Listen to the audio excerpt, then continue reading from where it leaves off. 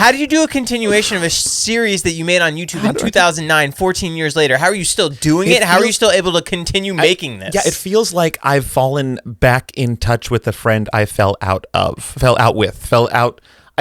Theater Class was a series that I kind of cringed at because, no one ever likes to remember their first ever big project. It's not like you just keep, some people do, I don't know, but I like to always, anything that I did more than like 2 years ago, I cringe at. And so for Theater Class, I've always just I've tried not to look at it. I've tried, I know it's there on the channel and people will comment like, oh, I still watch this series, or I check back in with Theater Class every now and then, or that's how I found you.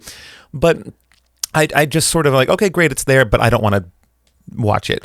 And then about, 6 or 7 months ago, Liam and I were at a convention, and a lot of the people were coming up talking about Theater Class, at the booth, and I didn't realize the show still had so much lifeblood in it after all these years. And I'm thinking, it's like when you hear people talk about like an ex or an old friend that you don't talk to anymore, and they're like saying great things about him, and you're like, well, fuck, maybe I was an idiot for leaving this shit behind.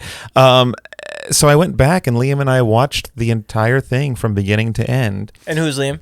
Liam is the person who filmed the entire thing. Wow. Yeah. Not back then. Liam was a baby claptrap 8-year-old baby pants back then. 8 years old. If I knew back then that someone who's 8 years old is going to film the final season of this project, it's very mind blowing. But yeah, I gave it a shot, watched it again with him, and came to the conclusion that I was being really harsh to myself for I assumed the production value was much lower than it was. There were parts of it that I was amazed. I was like, wow, that was, I was 20 years old when I made that. So and that was pretty early in your filmmaking journey. Yeah, I remember because we would go out as a cast to Chili's after almost every shoot, and I couldn't order drinks. So that's tells me how young I was when I made it. So to look, you always think, oh, I was 20, it probably looks like shit, and I just didn't want to look at it. But then once I forced myself to watch it again, I have to end this. I have to put a finale to this,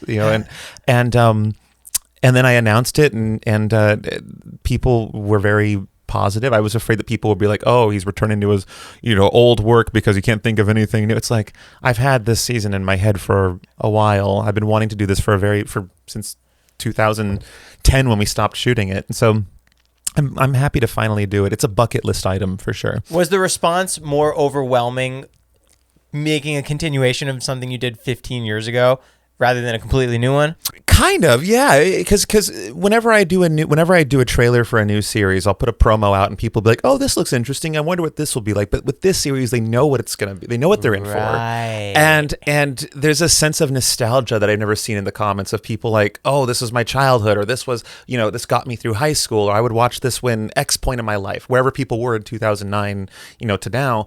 The show has had a different impact on so many different people, and so it's cool to return back. And I'm always a big fan of when shows have a proper comeback, like The Comeback, which is one of my favorite shows, came back, was it like 10 years or something in between the seasons? And so it's very refreshing to see something you thought was dead come back to life. What's changed from you as a filmmaker then to now? Are you still editing? Are you still writing? Are you still doing everything yourself? Very little. I think that's crazy, Brandon. Very little. I still edit on the same software. I still capture sound the same way. Yeah, iMovie. Brandon Rogers edits his videos on iMovie. Yeah. That is the most shocking thing I've ever heard. Go fuck yourself. No, it's an honor. Oh, okay. All right. Here we go. That's crazy. Yeah, I love it. I love iMovie. I just like a simple timeline. I also have ADHD and I like to smoke weed. So it's like, I don't have time for all this buttons and gizmos of Final Cuts and Premieres. I use Premiere for my VFX, but... You do that stuff, but the basic outline is... I don't like buttons. I don't like lever... When I see a software, it's all this... I think most people look at that and they learn it fine. I look at that and I go cross-eyed. It's like walking into a cockpit and trying to imagine how a pilot possibly knows what every button does. I told you that. That was my most shocking thing when I moved to LA. When I first met you and I came over your house and you had millions of followers and you're editing your videos, and I'm seeing how you edit after college taught me how to edit in Avid. Like, what? No. Who uses Avid? See, that's an interesting categorical thinking and consequential thinking. Categorical thinking, you're like, oh, well, I should do it this way because that's the way everyone does, and that's how I was supposed to do it because that's how I was taught. And then there's consequential thinking, which is like, what is the consequence if I just do this simply and just get what's in my head on screen, what's the fastest way to do that, regardless of should I or shouldn't I be doing it that way. And there's really no consequence to doing iMovie. As long as what you're putting on the screen looks the way you wanted it to look, who the fuck cares if you edit it on a goddamn potato?